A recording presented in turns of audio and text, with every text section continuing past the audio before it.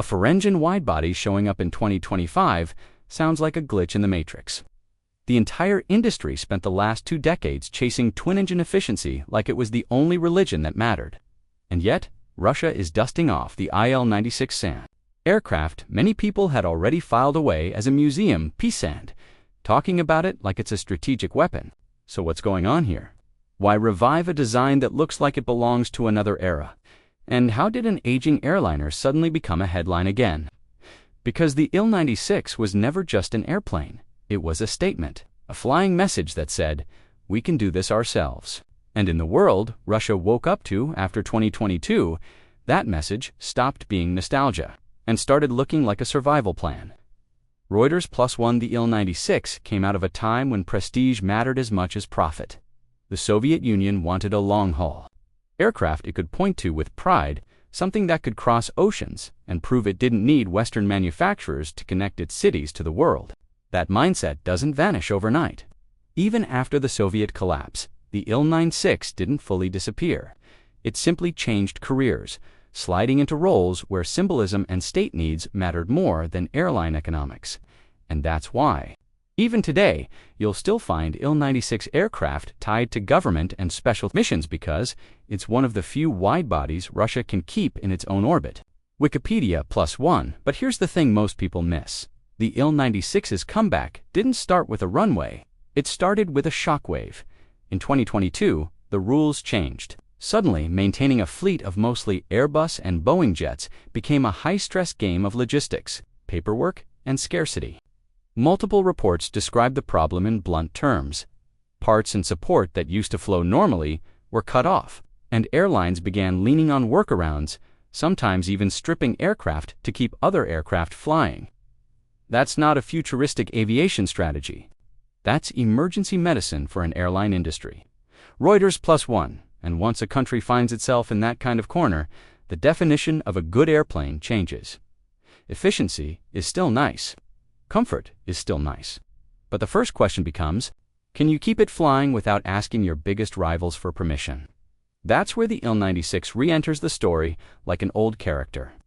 Walking back into a movie when you thought the credits already rolled, not because it's the most advanced wide-body on Earth, but because it's a platform Russia can still build around, service around, and control politically. And when the world squeezes your supply lines, control becomes priceless.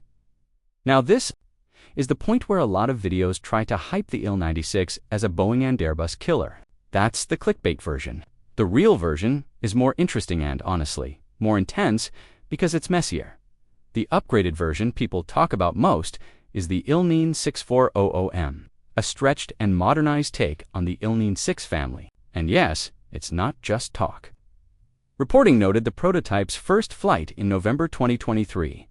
That single detail matters because it shows Russia is still willing to spend political and industrial capital to move the type forward, at least as a program. Ehrensight Plus One, but what makes the 400M modern isn't some magic that suddenly turns it into an A350. It's modernization in a very specific direction. Updated systems, updated production methods where possible, and most importantly an aircraft that can be built with a higher share of domestic inputs when Russia is under pressure. That's the point. Not to be the most efficient jet on the planet, but to be the jet you can still build when the planet doesn't want to sell you one. And the engines are a perfect example of this philosophy. The IL-96 400M is generally discussed. With PS9OA1 class engines, a Russian high-bypass turbofan family that's been around for years. One Flight Global report from the engine's development history describes the PS9OA1 as being rated around 38,500 pounds, thrust 171 kilonewtons for the stretched Ilyushin application. That's not a headline-grabbing next-gen engine, but it's something Russia knows how to produce and support domestically. Flight Global, so the plane's comeback is really a trade. Give up some of the extreme fuel burn advantages of modern Western twins, and you gain something else: strategic predictability.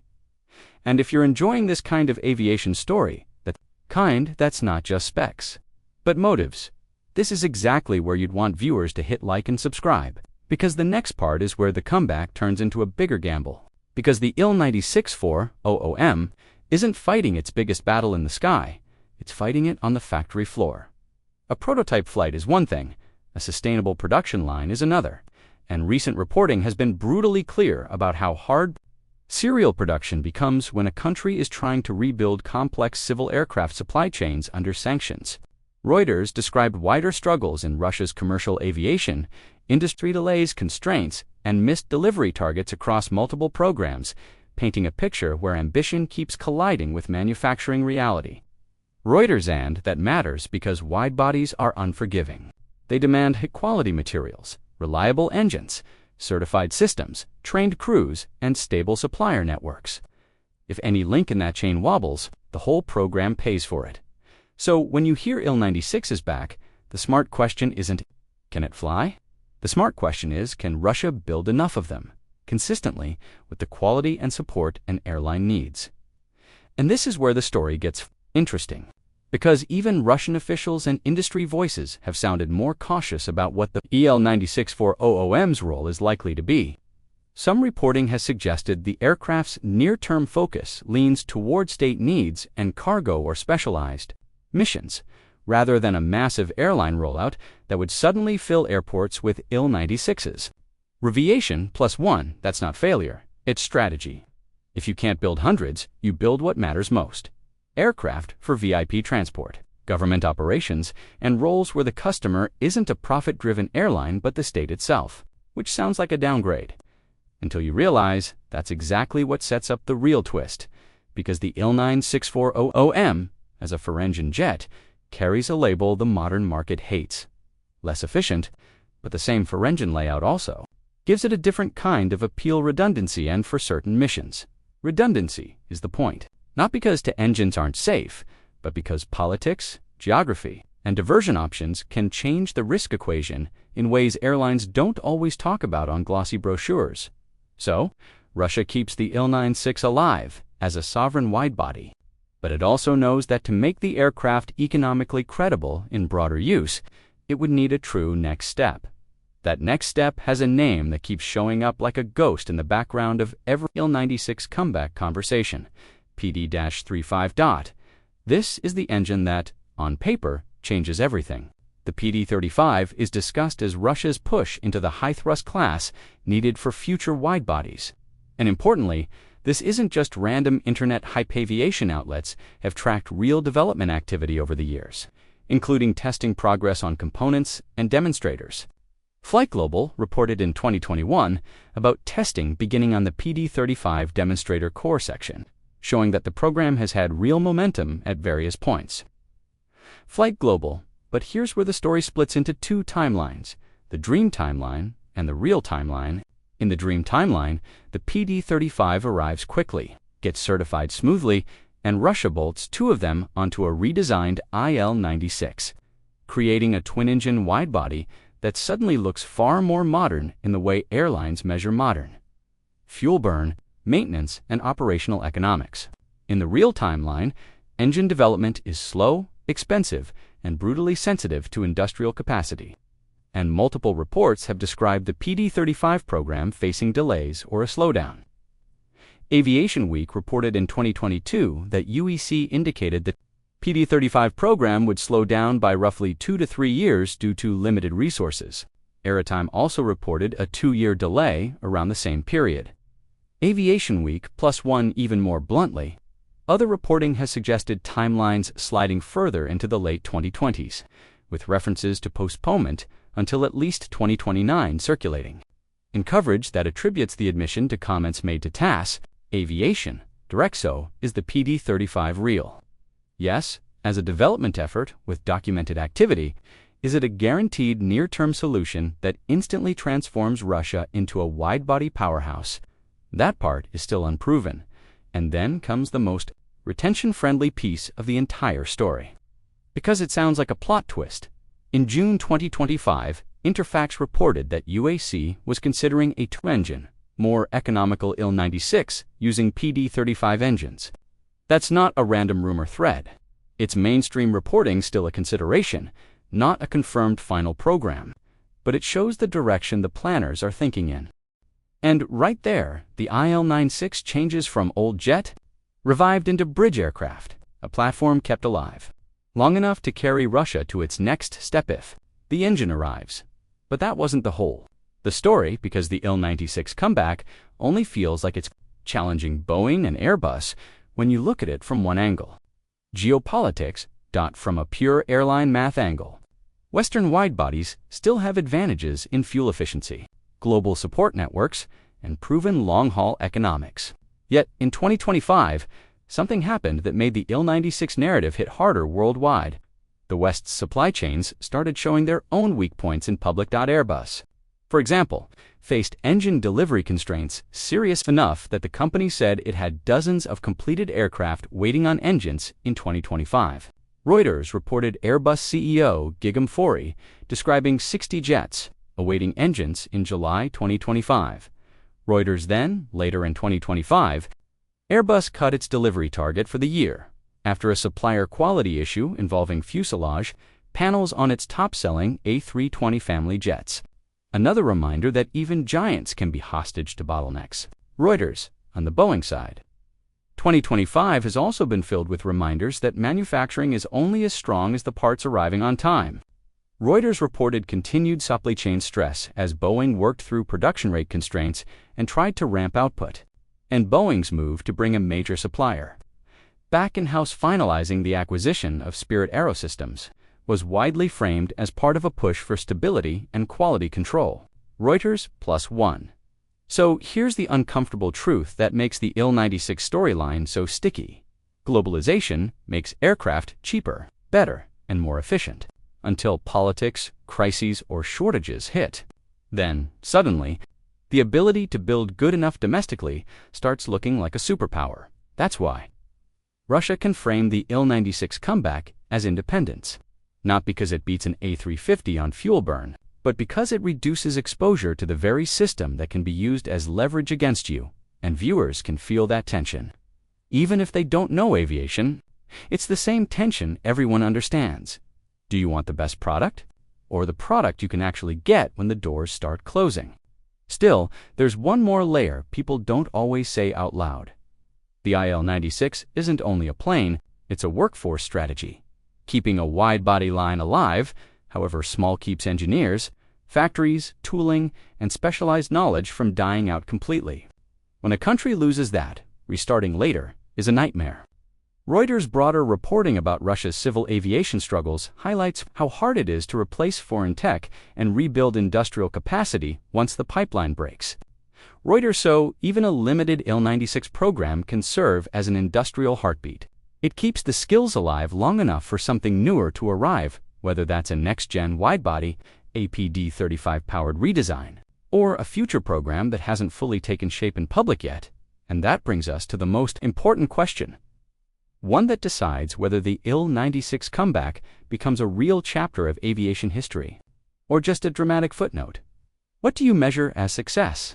If success means sell hundreds worldwide, the Il-96 is fighting uphill. Airlines want proven economics and global support. They want resale markets. They want predictable maintenance. Those are areas where Boeing and Airbus still hold enormous advantages, but if success means keep long-range sovereign capability alive under pressure, the Il-96 already did its job the moment Russia proved it could keep the program moving and get an updated prototype into the air. Air Insight +1, and if success means buy time until the PD-35 era, then the Il-96 is basically a heavy, less efficient, but still standing while the storm is raging. Now, to keep retention high, here's the part you want to leave the viewer with. The Il-96 comeback isn't a story about a plane beating other planes, it's a story about what happens when the world turns aviation into a pressure point. When parts become political, when logistics become leverage, when efficiency suddenly loses to availability, Russia's Il-96 program sits right in the middle of that reality. And it forces a bigger question that goes way beyond aviation nerds. If you had to choose, would you rather fly the most efficient aircraft in the world, built by a global supply chain you don't control, or a slightly older design you can keep alive no matter who tries to shut the door? Drop your take in the comments. Is self-reliance worth the efficiency penalty, especially when geopolitics can ground fleets overnight? And the next time you see a foreign giant in a world of twins, you'll know it might not be a relic, once considered a relic of the Soviet era. Russia's Ilyushin Il-96 is making a surprise comeback, and it's shaking up the aviation world, challenging Airbus and Boeing. The return of this machine represents more than just a resurgence of the aviation industry. It's a declaration of independence and an instrument of geopolitical power. So, why is Russia betting so heavily on a design from the past? And how can this aging giant redefine the future of long-haul aviation? Let's take a closer look. The Ilyushin IL-96 was born not just as an airplane, but as a dream. The Soviet dream of conquering the skies in its own way. In the late 1980s, as the Cold War entered its final stages, Moscow dared to imagine an aircraft that could rival the mighty Boeing 747 and Airbus A340. The result was the IL-96, a sleek, wide-body behemoth built with ambition and defiance.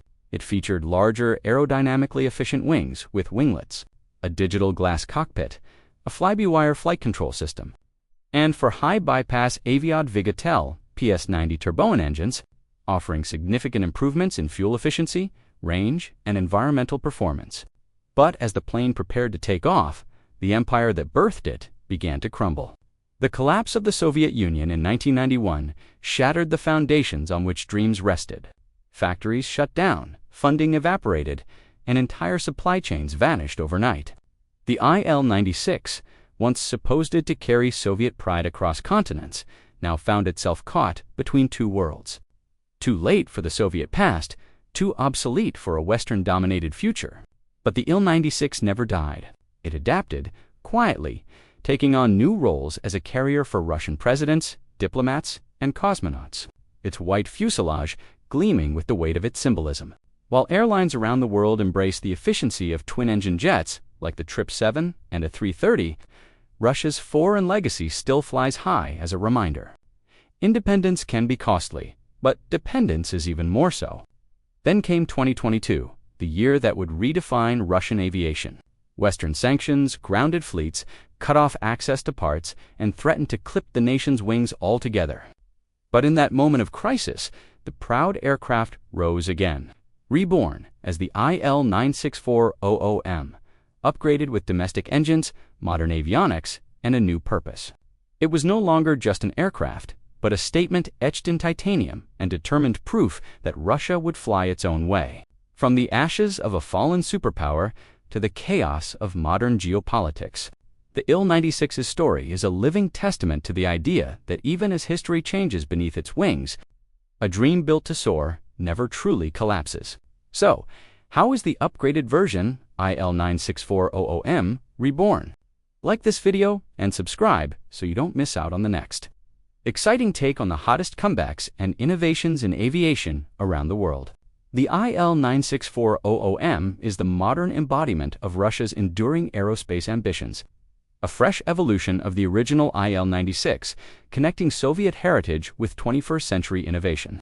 The elongated fuselage, at nearly 64 meters long, is around 9 meters longer than the IL-96300, allowing the aircraft to carry up to 370 passengers in a variety of cabin layouts from economy to multi-class premium seating. Inside, the spacious and thoughtfully designed cabin, measuring 2.86 meters high and 5.7 meters wide, offers passengers greater comfort through upgraded amenities such as an advanced in-flight entertainment system, high-speed internet, and satellite communications. But the aircraft is much more than just a stretched version of its predecessor.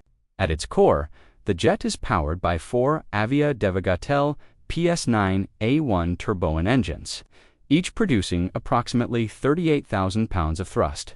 These engines represent a significant improvement in performance, reliability, and emissions over previous Soviet designs. Combined with aerodynamic improvements, including a 60-meter wingspan with distinctive swept winglets, the aircraft achieves a range of up to 10,000 kilometers, allowing for sustained intercontinental operations. In addition, a change in modern avionics integrates digital flight management, satellite positioning, inertial navigation, and advanced collision avoidance systems, ensuring compliance with global aviation standards and allowing safe operations even in complex or remote airspace. While most of the world has moved to twin-engine performance, The IL-96 for engine configuration offers an extra layer of redundancy and safety, a distinct advantage on routes over polar regions, oceans, or undeveloped routes where diversion airports are scarce. In addition to its technical capabilities, the upgraded version has a deeply symbolic meaning, built largely from domestic components. It reflects Russia's efforts to ensure self-sufficiency in aviation under international sanctions. It can even be adapted for both civilian and military purposes, from passenger transport to airborne command. The aircraft represents not only technical progress, but also geopolitical resilience. With the IL-96 Russia has created more than just a jet. They have built a statement of independence, a combination of performance, pride, and durability in the modern sky.